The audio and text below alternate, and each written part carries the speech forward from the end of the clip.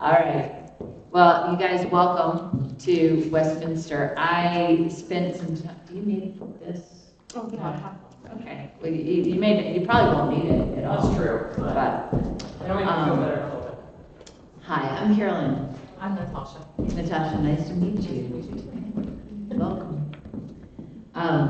So I did actually sit in my office where I wasn't anxious about having an audience and wrote down words that I wanted to say tonight. So I hate that I can't just do this off the cuff, but if y'all wouldn't mind my reading off of my paper, I would appreciate it. Thanks. But let's start with a word of prayer. Lord God, we give you thanks that you are our comforter. We give you thanks that in Jesus Christ, we know that you know what suffering looks like. And so, Lord, we trust you with the things that cause us grief. Lord, we pray that tonight you will be present in this place, be with those who are holding grief themselves, and equip us for the days ahead. Equip us for the people we will meet in the days ahead, that we might be a good presence for them. Lord, I thank you so much for Jessica and what she will offer us this night, and for those who've come to participate in this evening. Bless this time, that we will leave here more full than we already are. In Christ's name we pray. Amen. All right. Oh, I guess I gotta hold on to this. Okay. So our topic tonight is grief. Everyone has had an experience of grief. In his book, Confessions of a Grieving Christian, renowned motivational speaker Zig Ziglar relies on Merriam-Webster's definition of grief. And it is this: the pain of mind produced by loss, misfortune, injury, or evils of any kind. Synonyms for grief are sorrow and regret. We grieve over many things: over the loss of a dear object, a pet, a job, a relationship, or the state of the world. We grieve when we move and when we lose abilities we once had. Our most profound grief results from the death of a loved one, a child, a parent, a sibling, a life partner. When a young person dies, we grieve not only our loss, but the future that they may have had. When a person you share life with on a daily basis dies, grief is especially profound. There are moment-to-moment reminders of their absence, and it takes a while for the space they've left not to be so vacuous.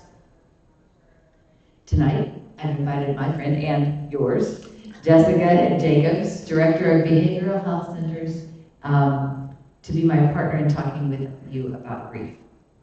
We're going to spend about 45 minutes on a facilitated question and answer, and then we're going to open the floor for your questions and comments. Jessica is wife to Jordan and mom to two darling little boys, Jay and Jimmy. I got to spend time with Jay the other day. That was awesome. Jessica is a certified grief counselor. I saw the certificate on the wall. And is the one her colleagues turn to when they are working with people experiencing grief. In our conversation last week, Jessica shared with me in her line of work there are two areas where clients want to know that you have some skin in the game. Those two areas are addiction recovery and grief. So here's my first question. Jessica, you have had a profound experience of grief. Can you tell us a little bit about that? Sure. Thanks for having me, Carolyn, and thanks for you all for coming. Grief is actually a topic I really like to talk about, which sounds maybe not intuitive. And I think that's because grief is so hard, and it is not something that societally we talk about a lot, right? And I think also we don't know what to do with the grieving, and we don't know what to do with our grief.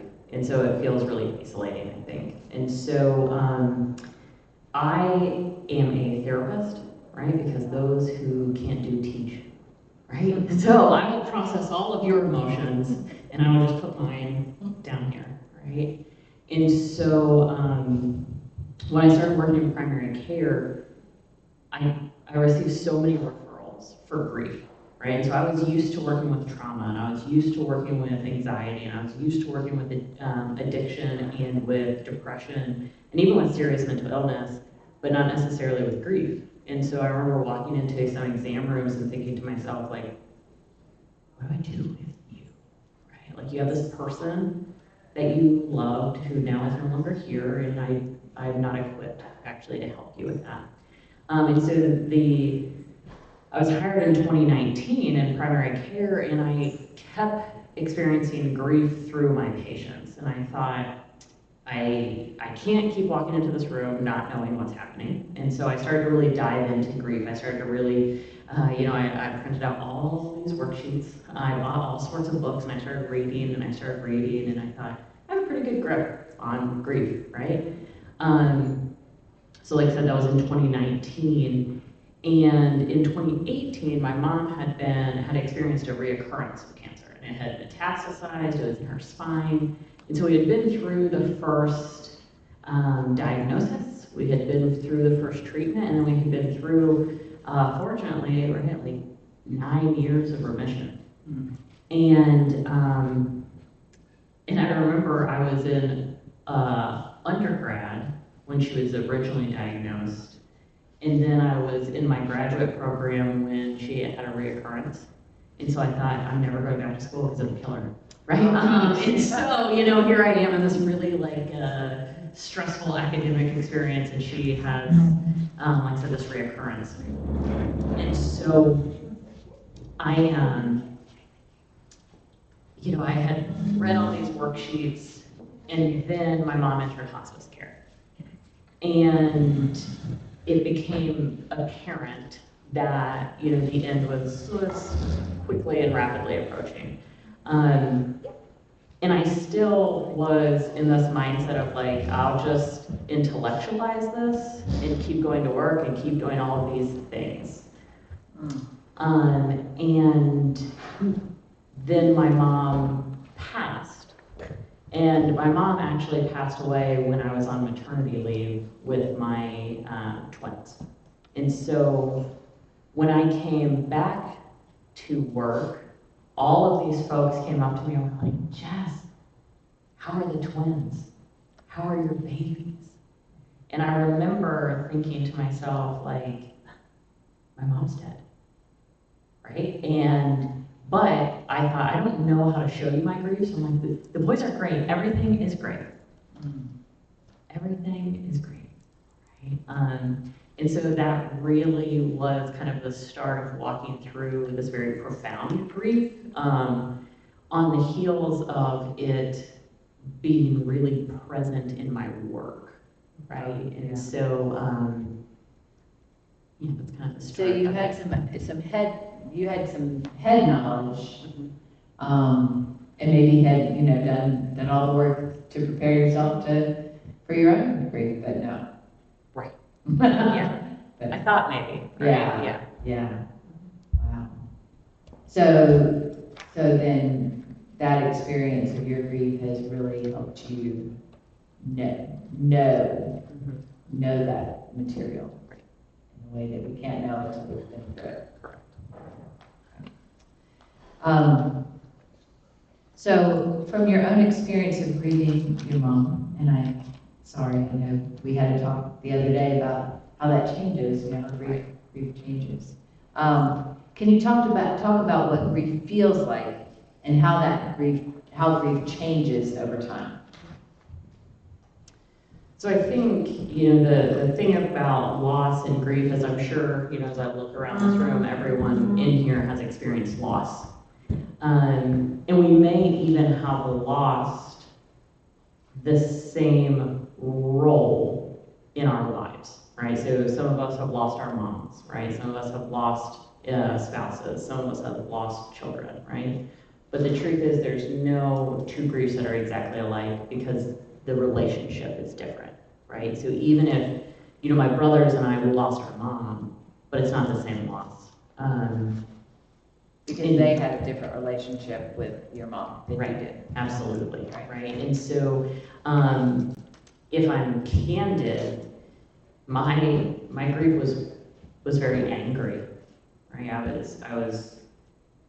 I've never felt rage like I felt while I was grieving, right? It wasn't this gentle sadness, right? It wasn't quiet tears. It was a lot of very, very intense rage at perhaps incongruent things, right? So things that it was like, this is inconvenient. Like, how dare you do that to me? Do you know what I'm going through? Right? It was very personal. It was this, okay, so you just don't care about anything because don't you know I'm grieving? Mm-hmm. And so it can feel a lot of different ways, right? We talk about the physical effects. We talk about the cognitive effects. We talk about the emotional impact. But it can feel a lot of different ways. And I think a lot of people are familiar with like the stages. And I think those can be helpful, right? There has been a lot of work around the stages of grief. And I think that framework can still be helpful in helping people orient. But there is no one feeling, right? Like I said, I had so many more referrals for grief in primary care, and I think that is because grief is so physical. And so you have a lot of folks coming in because of course they have this overt loss, this overt grief, but also they're experiencing all of these physical symptoms of really intense discomfort, pain, maybe like fatigue, muscle aches, GI distress, all of these things that they think like, I probably have the flu. Mm-hmm. You don't have the flu, right? But there is a reason, right? You are grieving. Yeah. Thank you. So could be any number of emotions, and interesting the rage.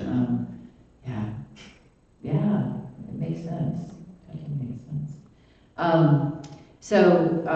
When we chatted, I shared with you that one of my favorite, most recent reads on grief has been the work of Mary Frances O'Connor. And she's written 2 different books. They're both on the table over here, and they're on the bibliography that's on the table over here. The 2 books are The Grieving Brain and The Grieving Body. The Grieving Brain was her first book, and she's been able, it's really a time in scientific development where we're able to look and see how the brain actually reacts and engages, as opposed to when we just had to kind of listen to people tell us what was going on, right? And so she's done a lot of work with that. And I remember one of the stories that she told in this book is she tells when we have an intimate partner, somebody we share every day with, they get wired into our brain. And other people too, other people that we're not as intimate daily, but they get wired into our brain. In the same way that if you're driving a car, you keep your car in the middle of the road, right? But are you in the middle of the road? You're not. Your brain has learned how to position your body here so that the car is actually in the center of the road. And when you lose somebody, it's like that half of the car got cut off. And you're still driving where you were, but you're no longer in the center of the lane, right? So you have to recenter yourself. And that takes time. It takes time for the brain to get rewired. I found that so helpful. Because so many people have said to me, I just keep expecting my husband to come in the door. Or, it's just, there's certain times of day, there's things like that my brain is wired for the door to open, right? And that's such a hard time. So I'm wondering if you, and then her book, The Grieving Body, talks about the physical effects of grief, fatigue, and things like that. Can you share more about kind of what grief does to our brains, what grief does to our bodies? Dr. O'Connor does it a lot better. Okay, so read the books, right? Yes, right? So we do, I think it's amazing, right? Because our brains, like we have these supercomputers, right, that we just walk around with every day, and they are really resilient and adaptive. And so it's always wild to me, like if you think about when you travel and you get like, you can adapt pretty easily to the routine of this house that you're staying at for a number of days, right? And then like your brain just kind of figures out this is what I do this morning here and all of these things, right? And so the brain is really resilient and beautiful. And when we think about it, like if we think about it from a disease progression, like a lot of times, like those long-term, those intense memories are the last ones to go, right? And so when we lose this thing of immeasurable value, right? And a lot of the humans that we lost, that there's no value that we can put on them, right? We would do almost anything to bring them back or to have another moment, right? And so when we lose something so valuable, it is harder to adapt to that. It's harder to find your center, right? It's harder to find equilibrium. Because, you know, if you think about like the way that you rely on these individuals in the way that you share your life, right? Like we have like distributive tasks even, especially when you think of like a life partner. And so we do see this impact to cognition, right? We do see folks honestly at like a much harder time attending, like attentional, into attending to tasks with concentration, completing tasks, because truly when you think about it, like completing and getting the mail every day, like is it important at this point in time, right? And so we see this decrease in functioning that's very typical and very normal because you experienced this really significant emotional wound, right? And I think that's why some of the brain imaging is so important, because we can sit here and talk about it, but for a lot of us, there's this idea of like, well, please show me on this panel where my levels are low, right? Or please show me in this scan, like where's the injury to the brain, right? And so we want to see this tangible proof, because a lot of times when we're grieving, there's another really great book, and it's called like, You're Not Crazy, You're Grieving, right? Because a lot of people will say to me like, I feel crazy.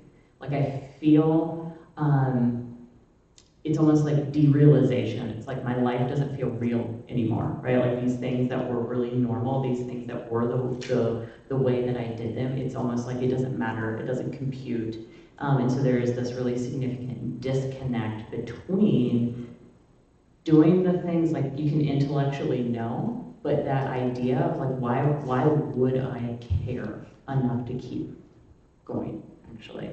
And so, you know, we do see, you know, because I don't want to get too in the weeds, right? But like, you don't have depression 2 weeks after someone has passed, right? But do you have symptoms of depression? Of course you do, right? Do you have depressive symptoms? Yes. Do you have symptoms of anxiety? Yes. Do you have symptoms of panic? Yes. Do you have those really strong traumatic responses where you see something that reminds you of perhaps maybe the process of caring for them? And you have this really strong visceral reaction. Yeah. Most people experience almost all of those. But it's not to it would be inappropriate to diagnose something other than grief at that period of time. And I think that's actually really beautiful, because to me, and to the DSM, it's grief, right? I don't have to justify it in any other way aside from it actually is grief. And so it is that profound, it is that impactful, but oftentimes it's not looked at societally that way, because we don't talk about grief, right? And when we do talk about grief, it's typically in the bounds of like, here's this bereavement policy, so you have 3 days, and so I really hope that you are over it by then. And so, you know, when we think about grief, I think a lot of it is impacted by what is acceptable societally. Thank you. So we've talked about the experience of grief, and we heard the Merriam-Webster definition of grief, but then, and that's a thing, right? But grieving is a verb, right? And so let's talk a little bit about what is helpful in this season of grieving. Yeah. Yeah. Are you going to answer that one? Well, let me start. So we talked about how it's important to have had some skin in the game. I did lose my dad about 8 years ago, and that was profound. But I didn't live with my dad on a day-to-day basis, so it's not as that same kind of intimacy. I've walked with a lot of people through grief. I've especially profound experiences working with parents who've lost children, and it's so hard. I mean, it's just hard, and there's nobody that, like, since it is very personal, it's your own relationship, your unique relationship.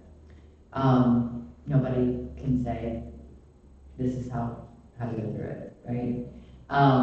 So what's helpful when you're going, what is helpful when you're going through it? I think getting the chance, with a loved one, to get a chance to talk about what you loved about them, just to have that opportunity to share with somebody and who's willing to hear all your stories and hear those joys.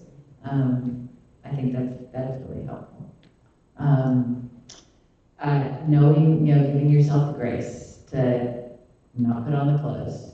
Not to, not open the door, not, have to write the thank you notes, whatever. Just, yeah. And I think, again, I'm a preacher, I'm a pastor, so what I know about faith is helpful. For me. So when I'm talking to somebody, I wanna know what their comfort is. Where do they find that comfort? So because I can't say, well, my faith says this is it. It's like, what's the deep place you can go to? It's gonna be comforting for you. So help me out. Okay. What else? No, I think one of the first things you said is really important. Grief needs to be witnessed. And the thing about witnessing grief is it's not comfortable typically, right?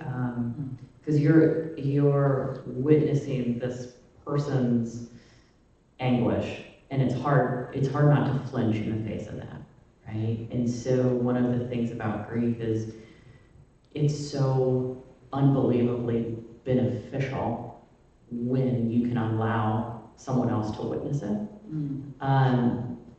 And like I said, right, so my mom passed when I was on maternity leave, and I'm not from here, and so when hospice got called in, I was fortunate enough to be on maternity leave, right, because then I was able to take my boys and go to Ohio. And so for the last 6 weeks of my mom's life, I was able to care for her and spend time with her and my babies, right? And the thing is, right, when I came back, it was really easy for me to say the boys are great and not let anybody in, because a lot of people here had no idea that she had passed. And so for probably about a year, actually, there's very few people that I allowed to witness my grief. Like I told you, I was very angry, right? And so it was much easier for me to go to work, be this competent professional, and then come home and be this raging terrorist to my husband, and then go back to work, right? And when I finally allowed someone to witness that, right? The ability to allow someone to share that burden with me, right? The ability to allow my grief to take up space was really helpful. right? And I am really, really thankful for the individual who is able to sit there and allow me, right, to do that. And so witnessing grief and talking about, your experience and who you lost is immensely helpful. Also, removing some decision making, right? So like, can you meet a tangible task for this, or need for this individual? Because like we talked about, there's a cognitive impact to grieving, right? And so when you're trying to make all of these decisions and continue to go on and do all of these things all the while, maybe feeling angry or maybe feeling despondent or maybe feeling all of them and feeling really overwhelmed and thinking like, how many more weeks until the city does come and tell me to cut my grass? And so like, can you just show up and cut somebody's grass? Can you drop off a gift card or something, right? Like that makes some decisions easier. Because the thing about that is it's not just the monetary outlay that you're giving this person. What you're also saying in this really unobtrusive way is I care about you and I recognize the fact that this grief has been significant, right? And you're doing that in a way that is low stakes, right? Because if all, the doorbell rings and you like sprint back to your car and I, get there and open it and there's just a card there, maybe it's a day that I didn't get dressed. And so I don't have to sit there and try to like finger, which it's a lot easier with my hair now, right? But like, maybe I don't have to sit there and try to like look decent because I can just pick up this card and I know you love me and I can close the door and I can go back, right? And so sitting in other people's discomfort, I think that's a gift that we undervalue. Because a lot of times, like, it's really easy to show up and do, like, choreographed dances for people's parties, right, or their birthdays. Is it easy? Listen, okay, I am not a dancer, okay, I did my best, January. But it's harder to sit there while they cry, and you have no idea what to say to them, because you also know that nothing you say changes the truth. Right. And most humans like to fix. Yes. And so when we can't fix, we feel very inept. Mm-hmm. And so it's actually not the other person's grief that's keeping us away, it's our discomfort with their grief. And so I think being willing to sit, being willing to meet a tangible need, but also being willing to just witness their grief, those things are really, really important and really helpful. Right. Thank you for breaking it down to that kind of simplicity, that just being present. One of the things that we talked about when we were together was that you often, when you're working with someone who is grieving, you ask them how they grieve, how their family grieves. And I loved what you said was, you asked, well, how does your family grieve? What is it? What are the traditions in your family? And for, because I work with a lot of church people, the tradition in their family is to have a worship service, right? And somewhere in the first 2, 3, 4 days, we have a worship service, we do that. But I love the question, the freeing question to say, do you want to grieve that way, right? And to have that permission. Now that's hard if you're not able to think, right? So how are we, no, really what I'd rather do is just go hike in the woods for 3 days. That would be great for me to go, So to have that choice to do that. But so often we like, nope, you gotta have the cert, you gotta do that. But I do wanna say that those rituals are very, very helpful, right? I think. Whether it's a worship service or whatever, your family has done, knowing that narrative and how we honor that. One of the things I appreciate about working with a family who's had a loss is that we get together as we prepare for the service, and that's a time for everybody to share some stories and things. And there's always that's that sharing the grief, sharing the grief time. And then the service is so good to witness to the thing that we hold comfort in, the resurrection and God's care for us. And the beautiful words that say, you know, your loved one's going to hear, well done, good and faithful servant. You know, so just to be able to imagine that and have that hope is helpful, I think. But the important thing too is, you know, we know what a funeral weekend looks like, right?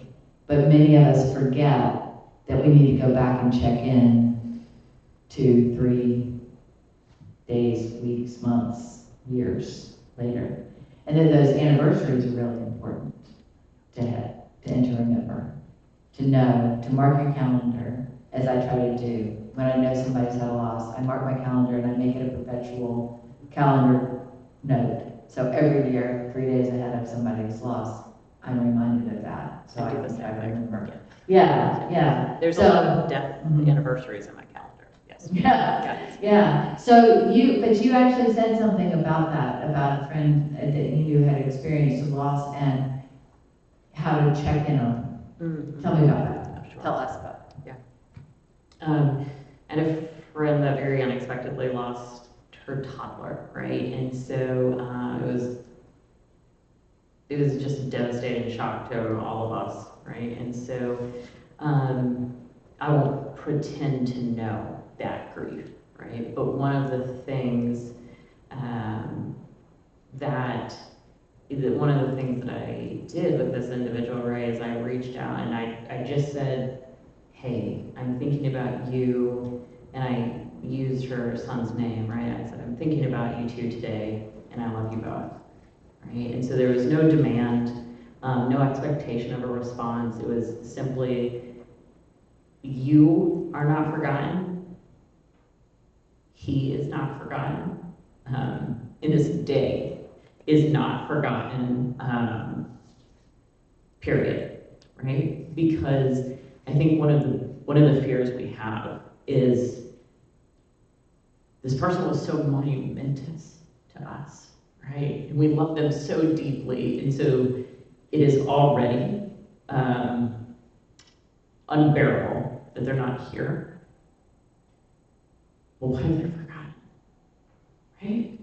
And so the idea that maybe others would forget this person, it's really important for it to be acknowledged, right? That like, I'm not forgetting, I haven't forgotten, and I'm okay to sit with you, right? Even maybe the pain or the anger of like if you perceive other people have forgotten, right? But it's really important to know that this person's life mattered and I remember. Thank you.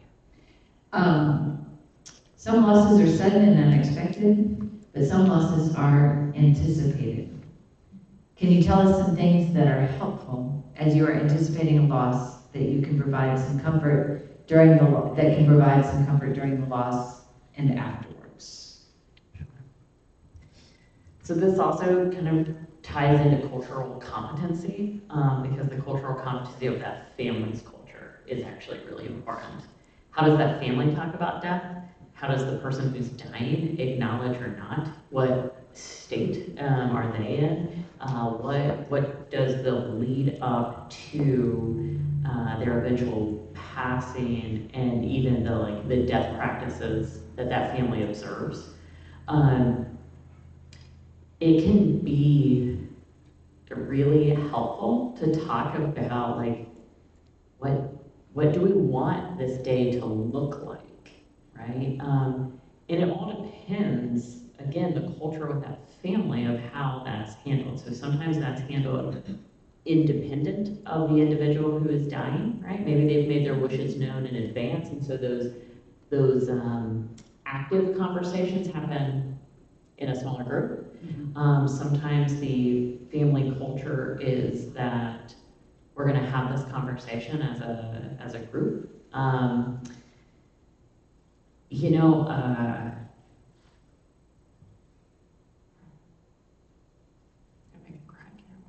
I've already got You have. My mom and I chose her dress together, right? And so we were able to, my mom and I went shopping a lot. Clothes were really important to us.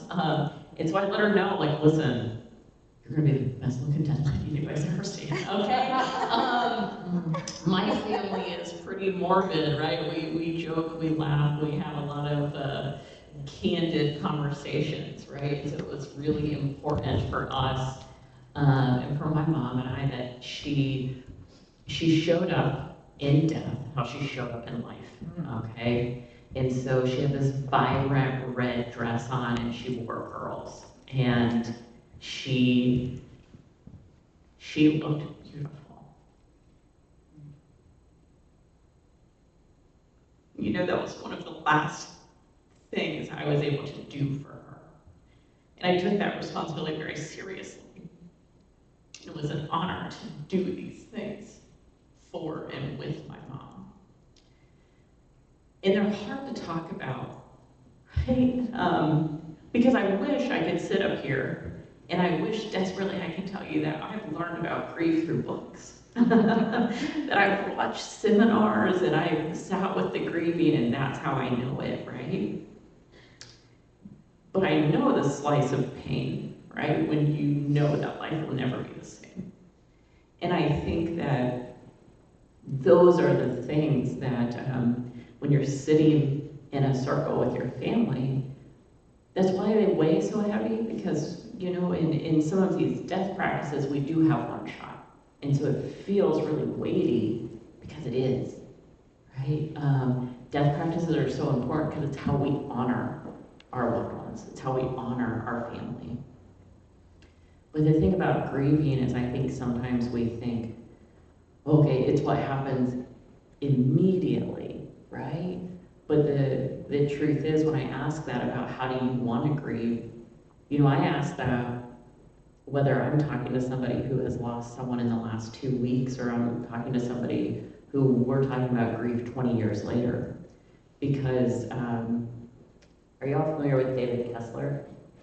He's a grief expert, okay? And one of the things that they'll ask David Kessler is, you know, how long will I be grieving? And his answer is, well, how long will they be dead? Wow. Okay. Yeah. And there is this truth to it, right? It will change, it will develop, things will look a bit differently maybe, but that grief will still be present. And so having those conversations and being willing to take breaks, they get really heavy.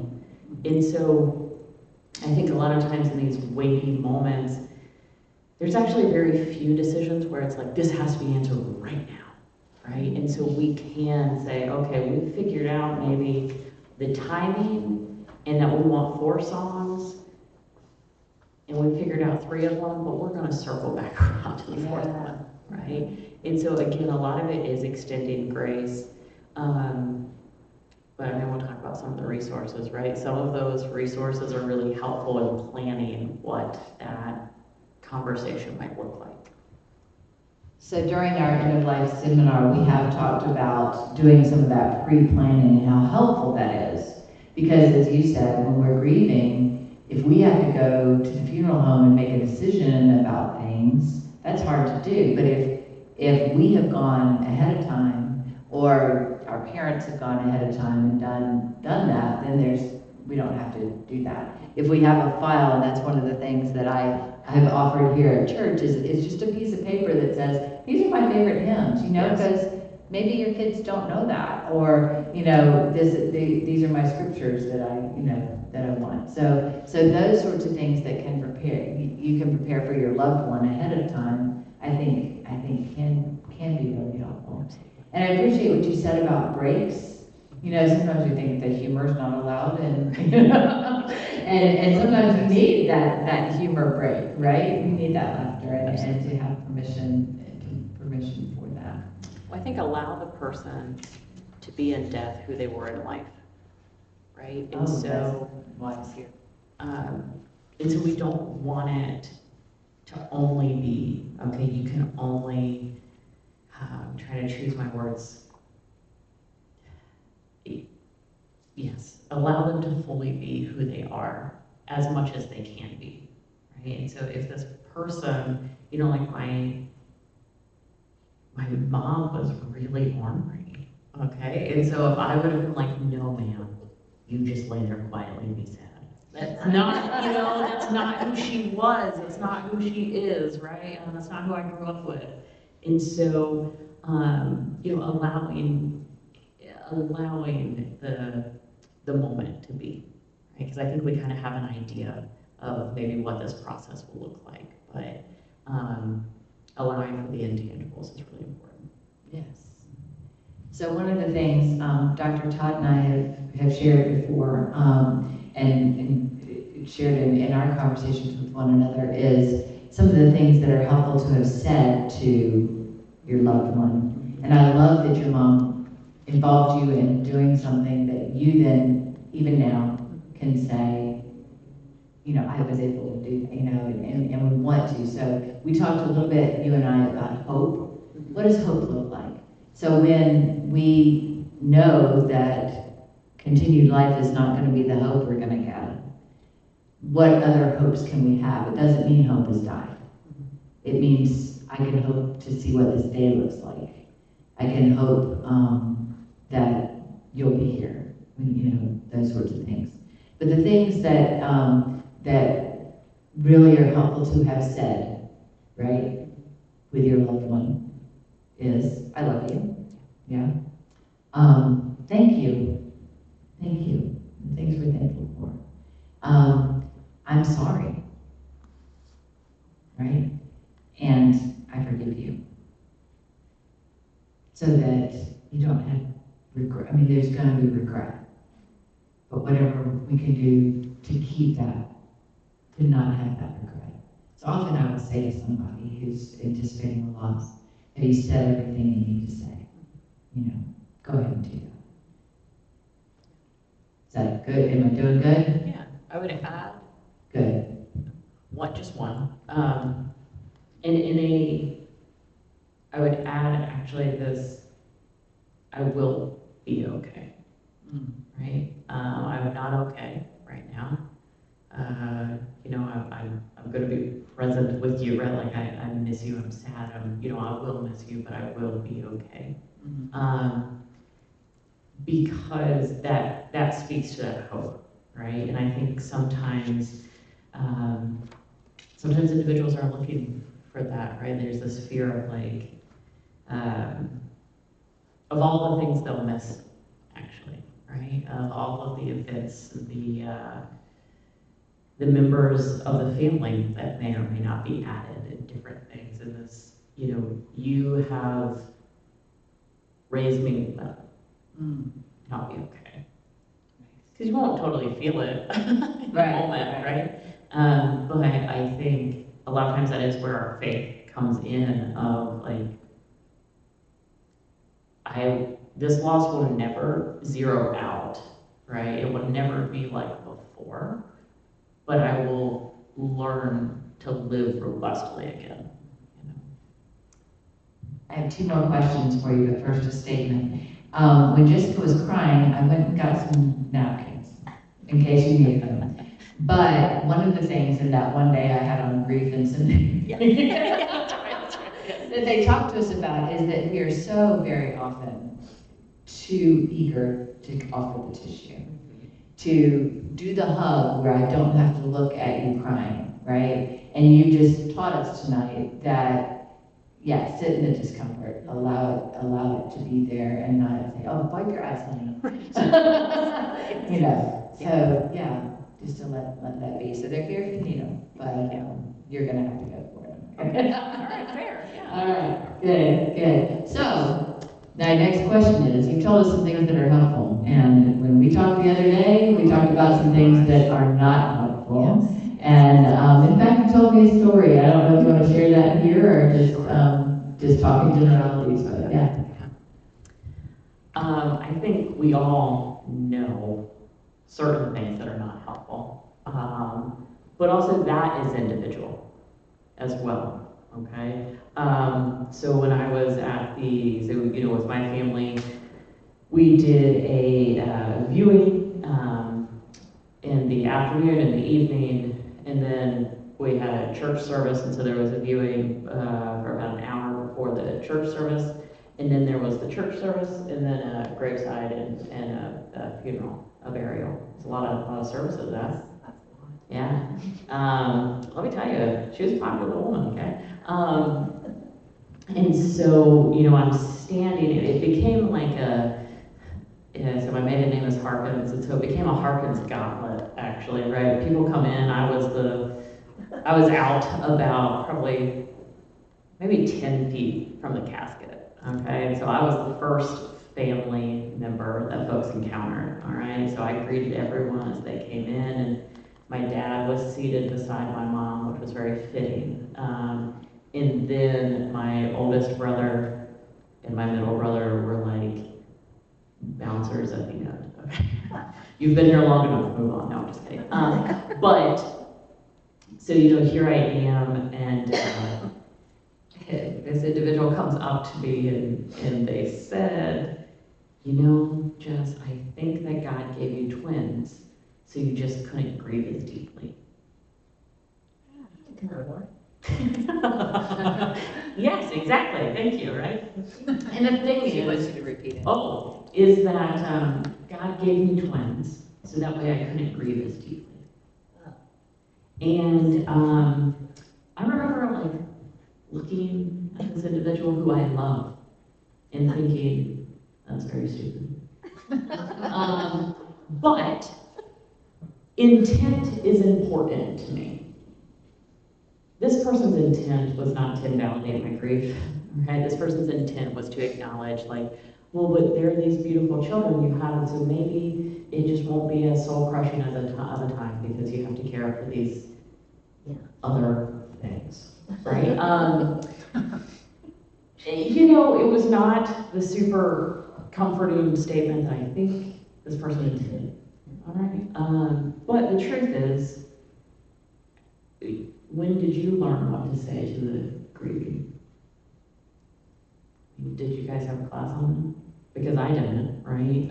And so I imagine that this person didn't either. And so I think a lot of times we don't know what to say. And so we are faced with someone and we think, I need to say something profound. And that's what we settle on sometimes, right? We settle on the profoundly stupid. I think being aware, you know, if this person is not overtly religious and you know, coming at them with a lot of religion, it's not the play, right? It is, I'll go as far as to say, you know, maybe you'll pull my mic, I don't know, like that's not the time to save your soul, okay? That is the time to show up and say, I love you. And holy cow, this must be really hard, right? It's okay to look at somebody and say, I don't know what to say, but my heart hurts. I love you. I'm here. Right? Because a lot of times we give these platitudes. I was talking to my dad about this, and he said he was at a funeral once. He heard someone say, you know, I think God took him because he had just sinned enough.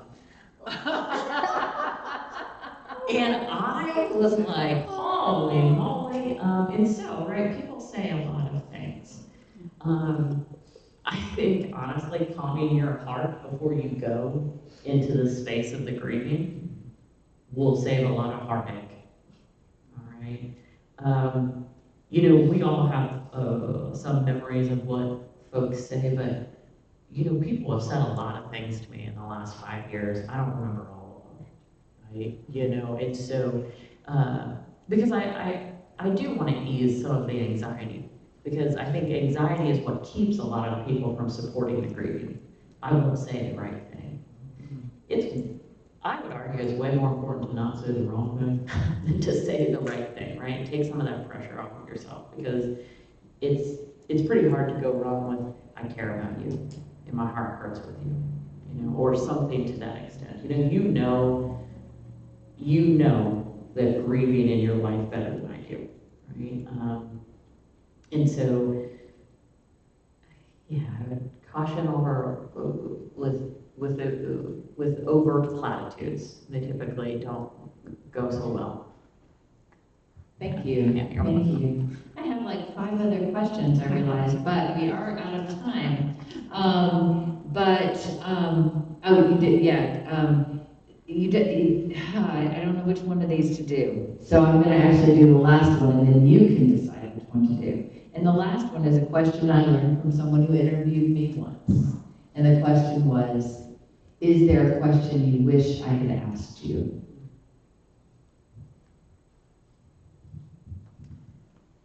What's my mom's name? What's your mom's name? My mom's name's Faith.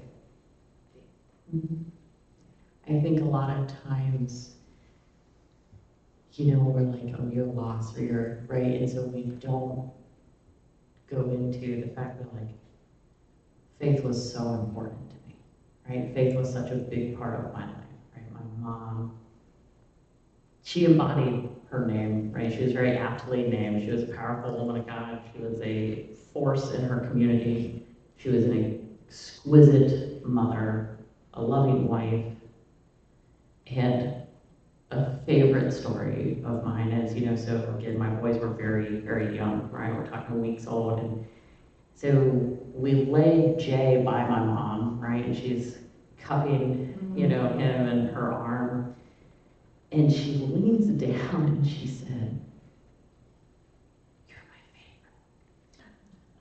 favorite." Okay? And I remember smiling at that and thinking, like, Granny, this is scandalous, okay? And so what's really funny is I took Jay and we moved, and so Jimmy was laying with her, and I took Jay and went somewhere. And weeks later, I said to my husband, I said, "You better not do that. That was Granny's favorite," right? Jay was Granny's favorite. He looked at me. He said, "What are you talking about?" And I said, "Well, she leaned down and whispered to Jay, 'You're my favorite.'" And Jordan started smiling, and he said, "She said that to Jimmy too." And so when Jimmy was laying there, she said the same thing, right? And I thought, that's so my mom. And so these really beautiful moments, right, of who she was. And I think it's important to name the people we want to lose. Absolutely. Thank you for sharing her name and her stories with us. You have been incredibly vulnerable, and I'm grateful for that. Thank you. Thank you. Thank you. All right. What questions do you guys have? Or statements? What if you're part of a family that doesn't want to talk about the one who passed? Could you repeat the question in the microphone? Oh, yes. The question is, Denise asks, what if you're part of a family that doesn't want to talk about the person who passed? You're not alone, right? That is very common. Grief is very hard, right? And often we don't always get to decide the grief practices in our family, right? And so I would encourage you to find a place where you can, but you may not be able to within your family. One of the things that we didn't quite get to, right, is I was at a work event last year, and I was wearing something. My mom was a seamstress, right? I was wearing something she made, and this person was like, "Oh my gosh, that's so beautiful." And I said, "Oh, thank you, my mom made it." And she said, "Do you think she'll make me one?"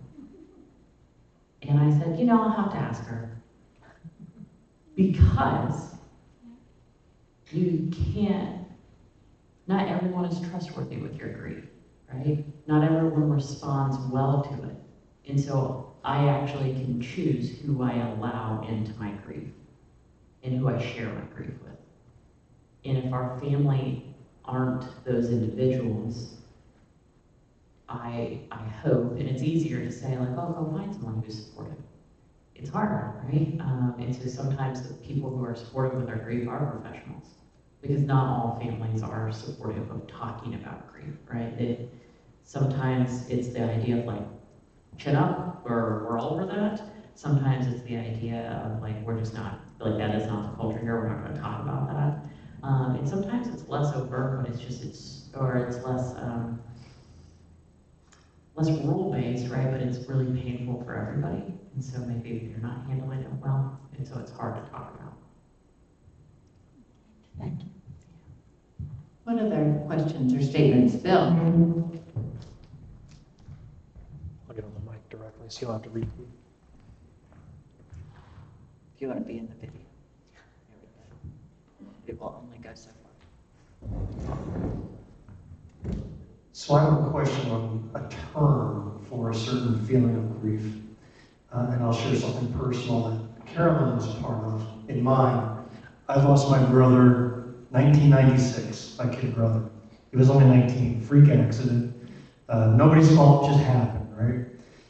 And 25 years later, I'm new to this church, and it's my second time, I think only my second service. And so I'm by myself in the pew, and I don't know any of your songs, right? I come from a Catholic background, so I don't know any of the Westminster Presbyterian hymnal, so I hum along, but you had one song that day that I did know, and maybe you know it, Here I Am, Lord. Beautiful song. Catholics sing it all the time. It's a great song. But the last time I heard that song was at my brother's funeral, as his casket was being lowered into the grave. That was the song my mom chose. And I had not heard it, I don't know if it was intentionally or otherwise, where I was avoiding it, for 25 years. But when you guys started playing that, it hit me like a wet fish across the face.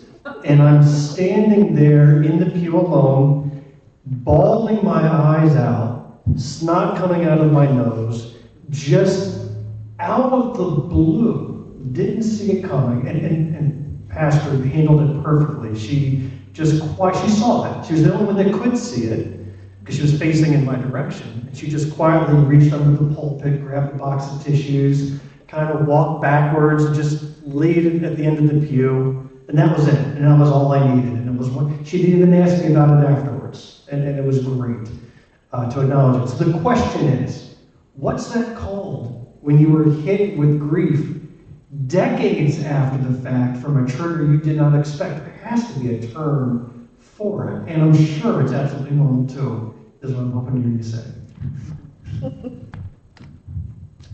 Very pathological, sorry. No. No, the term for that is grief. And that's unsatisfying, I'm sure. And there may be a very proper term. I'm trying to, my mental Rolodex is going, I'm like, okay, of all of the terms, like the specific terms in grief, right? But you hadn't heard that in 25 years, and it's tied to this exquisite memory, right? I mean, that's grief. And grief happens like that, right? That's not, it's not pathological. There's nothing wrong with that, right? There's nothing wrong with having a pronounced response to grief years later. One of the things that I think about whenever I, believe it or not, I don't cry a lot, okay? I don't cry in public a lot, certainly not on camera. And one of the things I think of, though, is isn't my mom worth that, though? Right? Isn't your brother, those things of grief, it makes sense, right? These losses were so significant. These losses mean something to us. And so, I don't know of, there's anticipatory grief, and there, these different things that it's okay, this means this. I look at that as grief, like what you said, is that's a specific memory tied, that's a trigger, right? That song, I don't even know if I would say a trigger, that song evoked a memory, right? It was very clear. It took you back to that moment. You hadn't heard it. That all seems very normal to me. And especially in a spiritual place where, we enter into our church and we hope we can be vulnerable here. And so you're in a space where hopefully you feel safe, your guard is down perhaps, and so your heart is really tender. And so you hear that song, I'm not diagnosing you with anything. Thank you. Anything else?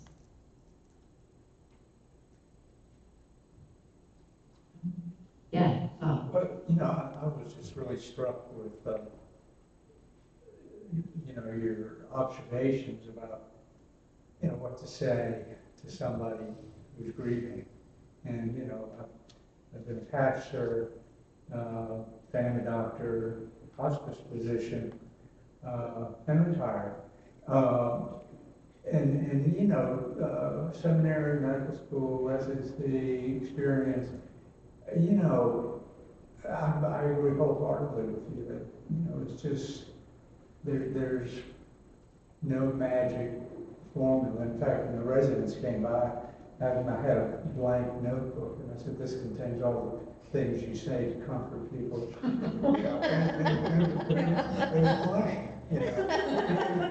Did they all quit? Okay. But what got me to that point was, when I was in junior high school and high school, my parents lost 3 children within 4 years. And, so years later, we're sitting at the kitchen table and my father had died. So it was just her and me that remembered the children. And so we were talking about it. And in my ignorance, but trying to comfort, I said, God doesn't give you more than you can bear. Well, I just remember her eyes welling up with tears.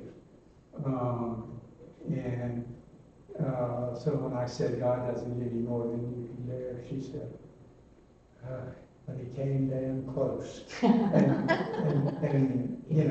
I've never said that again. And I thought, that caused her so much pain. I need your napkin. I get teary-eyed, just even thinking about, that, and that she was bearing enough grief, and about what I said. I think I caused more pain. And Bob, to those, to be really thoughtful about what we're saying about God when we do things like that. And but one of the things Jessica and I talked about in the room the other day was, instead of that, to say, God will be with you. God will never leave you. Because we are going to go through some things that are going to be something we can't handle by ourselves, right? I think so often, unfortunately, the way that we really learn what not to say, oh man, we say it. We say it. Yeah, we never forget. Yeah, that's a powerful lesson. Yeah, powerful lesson. One of the things Jessica and I talked about in her office was that what resources there are available for folks who are grieving. And I know that there's support at the hospice house, that there is a grief share group at South Main Baptist Church, that there are Stevens ministers. These are people who've been through their own experience of whatever. It could be that they have experienced cancer and they can come alongside somebody who's going through that, or they've experienced a loss. And there's a good group of those at First Presbyterian. We have therapeutic resources through your workplace. And you describe the difference between a support group, which is what Grief Share and Stevens ministers would be, versus a therapeutic kind of treatment sort of path. But you also said there aren't that many resources. There aren't that many resources. Do we need more therapeutic resources, or more support group resources, or both? Both, right? Because I think one of the things around, the thing about grief support is a lot of times it's more general, right? And so you have to be really aware when you're running a grief group of who's in the room, right? I'm not in the game of ranking different things, but what I will tell you is that there are different griefs, and I think all of us can acknowledge that clearly, right? And so you can, in fact, have individuals that it's really inappropriate for them to be in the same grief group, right? And so, especially when you're in a therapeutic group, you need to make sure that it is an appropriate group with appropriate griefs that we're addressing. Support groups, I think the same thing, you have to be very clear though of like, this is an open group, and so you may in fact be sitting next to someone who has lost a spouse, and perhaps this is someone else who has lost a really important animal. And those griefs, people are experiencing loss. It's not the same loss though, right? And so when you open up a grief space, you do need to be clear about what is welcome and kind of what the ground rules are, because it will that will prevent a lot of pain for those who don't need any more pain, right? And we need more of all of them. Okay, there are not typically, every place else I think I've honestly almost ever lived is you Google grief counseling and you get results. Now, not everybody is clinical, but you get several results. From a grief specialization, I think it may be me, okay? From a clinical specialization standpoint.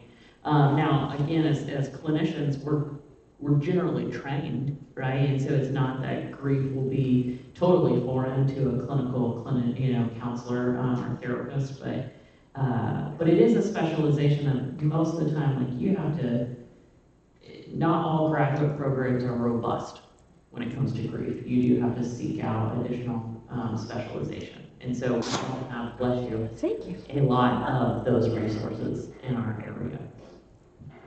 All right. Thank you.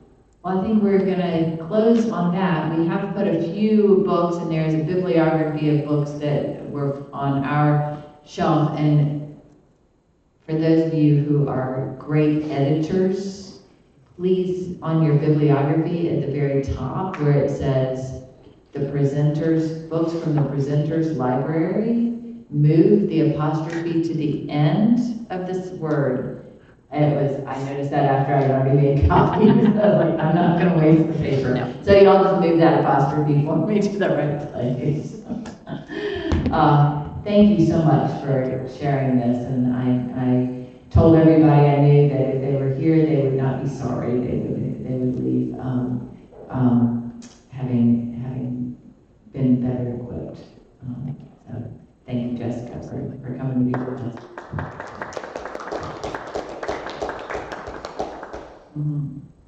Let's close in prayer. Lord God, you are big enough to hold all of our feelings when grief looks like rage, when grief looks like confusion, when grief looks like a mixture of sweet memories and deep sorrow. Lord, we thank you so much for your presence in our lives. We thank you for the presence of people who can sit in the discomfort of our grief. And we thank you for folks who use their experiences to be a blessing to others. And so, Lord, we pray comfort over Jessica in her ongoing grief, over each of us in the griefs that we still carry. And we thank you that each day we continue to have an opportunity to see your light and keep these dear ones to us alive through sharing of memories and living the life they hoped we would live. Lord, bless each person in this room and send us out this night for a good night's rest, and wake us in the morning ready to follow you. In Christ's name we pray. Amen.